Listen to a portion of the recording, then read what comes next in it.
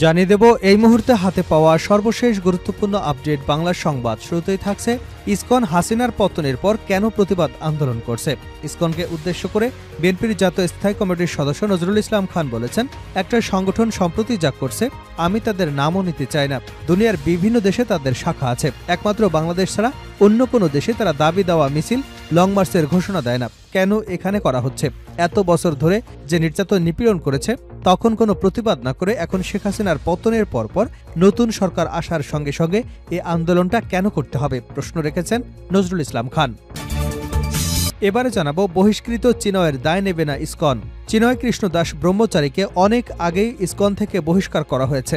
তিনি ইসকন বাংলাদেশের কেউ নন, তাই তার কোনো বক্তব্য বা কার্যক্রমের দায় ইসকন নেবে না। গতকাল রাজধানীর স্বামীবাগে ইসকন বাংলাদেশের আশ্রমে আয়োজিত সংবাদ সম্মেলনে এমনটা দাবি জানিয়েছেন ইসকন বাংলাদেশের সাধারণ সম্পাদক চারুচন্দ্র দাস ব্রহ্মচারী। জানাবো সরকার সাহায্য না করলে সুষ্ঠু ভোট করা সম্ভব নয়, বদিউল আলম। সরকার সাহায্য না করলে একটি নিরপেক্ষ নির্বাচন কমিশনের অধীনেও সুষ্ঠু ভোট করা সম্ভব নয় বলে মন্তব্য করেছেন সংস্কার কমিশনের প্রধান বদিউল আলম। এবারে থাকছে সংখ্যালঘু নিয়ে ভারতের এই দ্বিচারিতা নিন্দনীয়, আপত্তিকর আসিফ নজরুল। ছাত্র সংগঠন, মাদ্রাসা এবং রাজনৈতিক দলসহ বাংলাদেশের মানুষ সাম্প্রতিক দুর্গাপূজার সময় কিভাবে সংখ্যালঘুদের নিরাপত্তার জন্য কাজ করেছে, সর্বশেষ চট্টগ্রামে আইনজীবী সাইফুল ইসলামকে নির্মম এবং উস্কানিমূলকভাবে হত্যার পর বাংলাদেশের মুসলমানরা অসীম সংযম এবং ধৈর্যের পরিচয় দিয়েছে। শুক্রবার নিজের ভেরিফাইড ফেসবুক পেজে দেওয়া এক পোস্টে এসব কথা বলেন অন্তর্বর্তীকালীন সরকারের আইন, বিচার এবং সংসদ বিষয়ক উপদেষ্টা অধ্যাপক আসিফ নজরুল। এদিকে বিস্ফোরণে কাঁপল এলাকা, আতঙ্কে টেকনাফবাসী। সীমান্ত সংলগ্ন মিয়ানমার আরাকান আর্মি এবং জান্তা সরকারের চলমান সংঘাতের জেরে বিমান হামলা এবং ভয়াবহ বিস্ফোরণ ঘটেছে, যার বিকট শব্দে কেঁপেছে টেকনাফ। আতঙ্কিত হয়েছে সীমান্তের লোকজন। নাফ নদীর ওপারে দেখা গেছে ধোঁয়ার কুণ্ডলী। বৃহস্পতিবার রাত 8:30টার দিকে ওপার থেকে বিস্ফোরণের শব্দ ভেসে এসেছে, তা নতুন করে স্থানীয়দের মধ্যে আতঙ্কের সৃষ্টি করেছে। এবং সর্বশেষ জানাবো আন্তর্জাতিক সংবাদ। জান্তা প্রধানের বিরুদ্ধে আইসিসির গ্রেপ্তারি পরোয়ানায় স্বাগত জানিয়েছে বাংলাদেশ। তার বিরুদ্ধে মিয়ানমারে রোহিঙ্গা সংখ্যালঘুদের উপর সংঘটিত মানবতা বিরোধী অপরাধের অভিযোগ রয়েছে। বাংলাদেশ সরকার জান্তা প্রধানের বিরুদ্ধে গ্রেপ্তারি পরোয়ানার আবেদনকে স্বাগত জানিয়েছে। এতক্ষণ শিরোনাম শুনছিলেন, এবার বিস্তারিত। প্রিয় দর্শক, আপনি যদি এই চ্যানেলে নতুন হয়ে থাকেন, ভিডিওটি দেখতে দেখতে চ্যানেলটি সাবস্ক্রাইব করে আমাদের সঙ্গে থাকুন। আর এই ভিডিও সম্পর্কে আপনি আপনার মূল্যবান মতামতটি কমেন্ট বক্সে জানিয়ে দিন। আর হ্যাঁ প্রিয় দর্শক, জানিয়ে দিন ভিডিওটি কোথা থেকে দেখছেন। ইসকন হাসিনার পতনের পরে কেন প্রতিবাদ আন্দোলন করছে? ইসকনকে উদ্দেশ্য করে বিএনপির জাতীয় স্থায়ী কমিটির সদস্য নজরুল ইসলাম খান বলেছেন, একটা সংগঠন সম্প্রতি যা করছে আমি তাদের নামও নিতে চাই না। দুনিয়ার বিভিন্ন দেশে তাদের শাখা আছে, একমাত্র বাংলাদেশ ছাড়া আর কোনো দেশে তাদের দাবি নিয়ে মিছিল, লং মার্চের ঘোষণা দেয় না। কেন এখানে করা হচ্ছে? এত বছর ধরে যে নির্যাতন নিপীড়ন করেছে তখন কোনো প্রতিবাদ না করে শেখ হাসিনার পতনের পরপর নতুন সরকার আসার সঙ্গে সঙ্গে এই আন্দোলনটা কেন করতে হবে? রাজধানীর জাতীয় প্রেস ক্লাবে শুক্রবার বাংলাদেশ খেলাফত আন্দোলনের 43তম প্রতিষ্ঠা বার্ষিকী এবং ফ্যাসিবাদ এবং তার দোসরদের মোকাবেলায় আমাদের করণীয় শীর্ষক আলোচনা সভায় প্রধান অতিথির বক্তৃতায় তিনি এসব কথা বলেন। তারা এদেশের মানুষের হয়ে ভারতের সরকারের কাছে অনুরোধ জানায় এ ব্যাপারে ব্যবস্থা নেবার জন্য। বাংলাদেশ কারো অধীনে নাকি ব্যবস্থা নেবে, আর তারাও বিবৃতি দেয়। এই যে জুলাই আগস্টে হাজারো মানুষকে মেরে ফেলা হয়েছে, এ নিয়ে তো কোনো বিবৃতি দেখলাম না। অ্যাডভোকেটকে মেরে ফেলা হলো, এ নিয়ে কোনো বিবৃতি নেই। একজনকে গ্রেপ্তার করলে বিবৃতি দিবেন, আর হাজার হাজার মানুষকে খুন করলে বিবৃতি দেবেন না। এটা পক্ষপাতমূলক। বহিষ্কৃত চিনয়ের দায় নেবে না ইসকন। চিনয় কৃষ্ণ দাস ব্রহ্মচারীকে অনেক আগেই ইসকন থেকে বহিষ্কার করা হয়েছে। তিনি ইসকন বাংলাদেশের কেউ নন, তাই তার কোনো বক্তব্য বা কার্যক্রমের দায় ইসকন নেবে না। গতকাল রাজধানীর স্বামীবাগে ইসকন বাংলাদেশের আশ্রমে আয়োজিত সংবাদ সম্মেলনে এমনটা জানিয়েছেন ইসকন বাংলাদেশের সাধারণ সম্পাদক চারুচন্দ্র দাস ব্রহ্মচারী। লিখিত বক্তব্যে চারুচন্দ্র দাস বলেন, সম্প্রতি বাংলাদেশে সম্মিলিত সনাতনী জাগরণ জোটের আন্দোলনকে কেন্দ্র করে ইসকন বাংলাদেশকে নিয়ে মিথ্যা, বানোয়াট এবং উদ্দেশ্যপ্রণোদিত অপপ্রচার ছড়ানোয় এক ধারাবাহিক প্রচেষ্টা লক্ষ্য করা যাচ্ছে। বিশেষত চট্টগ্রামের বিশিষ্ট আইনজীবী সাইফুল ইসলাম আলিফের মর্মান্তিক মৃত্যুর পর এই অপচেষ্টা চরমে পৌঁছেছে।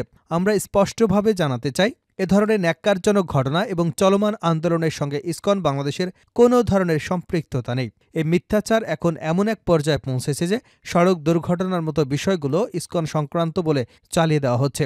চারুচন্দ্র দাস বলেন, গত 3রা অক্টোবর আনুষ্ঠানিক বিবৃতির মাধ্যমে ইসকনের পক্ষ থেকে জানিয়ে দেওয়া হয় যে চিন্ময় কৃষ্ণ দাস ইসকন বাংলাদেশের মুখপাত্র নন, তাই তার বক্তব্য সম্পূর্ণ তার ব্যক্তিগত। ইসকন বাংলাদেশের বিরুদ্ধে চলমান মিথ্যা এবং বিভ্রান্তিমূলক প্রচারণা সঠিক তদন্ত করে প্রকৃত সত্য উদ্ঘাটন, উদ্দেশ্যমূলকভাবে সুনাম ক্ষুণ্ণের সঙ্গে জড়িতদের বিরুদ্ধে কার্যকর ব্যবস্থা গ্রহণ, ধর্মীয় সহনশীলতা বজায় রাখা এবং দেশের শান্তি শৃঙ্খলা রক্ষার জন্য যে কোনো প্রকার উস্কানিমূলক কর্মকাণ্ড থেকে বিরত থাকা এবং সমাজে শান্তি, সম্প্রীতি ও স্থিতিশীলতা বজায় রাখতে সবাইকে একযোগে কাজ করবার আহ্বান জানান চারুচন্দ্র দাস। সরকার সাহায্য না করলে সুষ্ঠু ভোট করা সম্ভব নয়, বদিউল আলম। সরকার সাহায্য না করলে একটি নিরপেক্ষ নির্বাচন কমিশনের সুষ্ঠু ভোট আয়োজন করা সম্ভব নয় বলে মন্তব্য করেছেন সংস্কার কমিশনের প্রধান বদিউল আলম। শুক্রবার বেলা 11:30টার দিকে এফডিসি সুষ্ঠু নির্বাচনের জন্য ইসি, প্রার্থী এবং নাগরিক ভূমিকা নিয়ে এক সংবাদ সম্মেলনে এ মন্তব্য করেন তিনি। বদিউল আলম মজুমদার বলেন, গত 3টি নির্বাচনে যারা নির্বাচনী অপরাধ করেছেন তাদের শাস্তির আওতায় আনা উচিত। সবচেয়ে বড় অপরাধ করেছে নির্বাচন কমিশন। গণমাধ্যম প্রসঙ্গে সংস্কার কমিশনের প্রধান বলেন, নির্বাচনে গণমাধ্যমের ভূমিকা গুরুত্বপূর্ণ, কিন্তু গত 3 নির্বাচনে কেউ কেউ ইচ্ছা করে সত্য বলেনি, আবার কাউকে কাউকে বাধ্য করা হয়েছিল সত্য না বলতে। নতুন নির্বাচন কমিশন প্রসঙ্গে তিনি বলেন, বৃক্ষ তার ফলে পরিচয়। তবে এই ইসির জন্য বড় চ্যালেঞ্জ নেই, কারণ গতবারের মতো ক্ষমতাসীন রাজনৈতিক দলের চাপ নেই। নারী ভোটার এবং প্রবাসী ভোটারদের অংশগ্রহণ নিশ্চিত করা নির্বাচন কমিশনের জন্য চ্যালেঞ্জ হতে পারে বলে মন্তব্য করেন সংস্কার কমিশন প্রধান। সংখ্যালঘু নিয়ে ভারতের এই দ্বিচারিতা নিন্দনীয়, আপত্তিকর। আসিফ নজরুল। ছাত্র সংগঠন, মাদ্রাসা এবং রাজনৈতিক দলসহ বাংলাদেশের মানুষ সম্প্রতি দুর্গাপূজার সময় কিভাবে সংখ্যালঘুদের নিরাপত্তার জন্য কাজ করেছে, সর্বশেষে চট্টগ্রামে আইনজীবী সাইফুল ইসলামকে নির্মম এবং উস্কানিমূলকভাবে হত্যার পরও বাংলাদেশের মুসলমানরা অসীম সংযম এবং ধৈর্যের পরিচয় দিয়েছে। শুক্রবার নিজের ভেরিফাইড ফেসবুক পেজে দেওয়া এক পোস্টে এসব কথা বলেন অন্তর্বর্তীকালীন সরকারের আইন, বিচার এবং সংসদ বিষয়ক উপদেষ্টা অধ্যাপক আসিফ নজরুল। ওই পোস্টে তিনি ভয়েস অব আমেরিকার বাংলা বিভাগের এক জরিপের প্রসঙ্গ তুলে ধরে বলেন, বাংলাদেশের অধিকাংশ মানুষ মনে করে অন্তর্বর্তী সরকার দেশের সংখ্যালঘু জনগোষ্ঠীকে বিগত আওয়ামী লীগ সরকারের চেয়ে বেশি নিরাপত্তা দিতে পেরেছে। গতকাল প্রকাশিত ভয়েস অব আমেরিকার বাংলা জরিপে এটি দেখা গেছে। বাংলাদেশের পরিস্থিতির উপর ভারতের অযাচিত উদ্বেগ থেমে নেই। মন্তব্য করে তিনি বলেন, ভারতের নিচের মাটিতে সংখ্যালঘু মুসলিম সম্প্রদায়ের মানুষের উপর অসংখ্য নির্যাতন, নির্মমতার ঘটনা ঘটেই চলেছে, অথচ সেটা নিয়ে তাদের কোনো সংকোচ বা অনুশোচনা নেই। ভারতের এই দ্বিচারিতা নিন্দনীয়, আপত্তিকর। প্রসঙ্গত, ইসকন নেতা চিনয়ের গ্রেপ্তারকে কেন্দ্র করে চট্টগ্রাম আদালত প্রাঙ্গণে আইনজীবী সাইফুল ইসলামকে কুপিয়ে হত্যা করা হয়েছে। এই ঘটনায় নিন্দার ঝড় বইছে সারা দেশে। শেষ করছে আন্তর্জাতিক সংবাদ দিয়ে। জান্তা প্রধানের বিরুদ্ধে আইসিসির গ্রেপ্তারি পরোয়ানাকে আবেদনে স্বাগত জানায় বাংলাদেশ। মিয়ানমারের সামরিক প্রধান সিনিয়র জেনারেল মিন আং হুয়াংয়ের বিরুদ্ধে গ্রেপ্তারি পরোয়ানা জারির আবেদন জানিয়েছে আন্তর্জাতিক অপরাধ আদালত। তার বিরুদ্ধে মিয়ানমারের রোহিঙ্গা সংখ্যালঘুদের উপর সংঘটিত মানবতা বিরোধী অপরাধের অভিযোগ রয়েছে। বাংলাদেশের সরকার জান্তা প্রধানের বিরুদ্ধে গ্রেপ্তারি পরোয়ানায় স্বাগত জানিয়েছে। এ নিয়ে বাংলাদেশের অন্তর্বর্তী সরকারের রোহিঙ্গা অ্যাফেয়ার্স বিষয়ক মুখপাত্র খলিলুর রহমান তুরস্কের রাষ্ট্রায়ত্ত সংবাদ সংস্থা আনাদুলু এজেন্সিকে বলেছেন, এই গ্রেপ্তারি পরোয়ানা ন্যায় বিচার এবং জবাবদিহিতা নিশ্চিত করবার জন্য একটি উল্লেখযোগ্য পদক্ষেপ। প্রতিবেদনে বলা হয়েছে, গত বুধবার মিন অং হাইংবির বিরুদ্ধে গ্রেপ্তারি পরোয়ানা জারির আবেদন জানান আইসিসির প্রধান প্রসিকিউটর করিম খান। তিনি অভিযোগ করেন, 2017 সালের 25শে অগাস্ট থেকে 31শে ডিসেম্বরের মধ্যে মিয়ানমার ও বাংলাদেশের কিছু অঞ্চলে রোহিঙ্গাদের উপর নির্বাসন ও নিপীড়নের মতো মানবতা বিরোধী অপরাধ সংগঠনের জন্য দায়ী। আইসিসির হিসাব অনুযায়ী ওই সহিংসতার ফলে 10 লাখের বেশি রোহিঙ্গা জোরপূর্বক মিয়ানমার থেকে বিতাড়িত হয়, আর বিতাড়িত অধিকাংশ রোহিঙ্গাই বাংলাদেশে আশ্রয় নেয়। এ নিয়ে বাংলাদেশের সরকারের অতিরিক্ত শরণার্থী ত্রাণ এবং প্রত্যাবর্ষণ কমিশন মোহাম্মদ শামসুদ্দোহা বলেছেন, এই গ্রেপ্তারি পরোয়ানা রোহিঙ্গা সংকটকে আবার বিশ্বব্যাপী আলোচনায় এনেছে। এছাড়া এক বিবৃতিতে করিম খান জানান, মিয়ানমারের সহিংসতায় 2019 সাল থেকে চলমান তদন্তে দেশটির সশস্ত্র বাহিনী, পুলিশ, সীমান্তরক্ষী বাহিনী এবং কিছু বেসামরিক নাগরিকদের সংশ্লিষ্টতার প্রমাণ পাওয়া গেছে।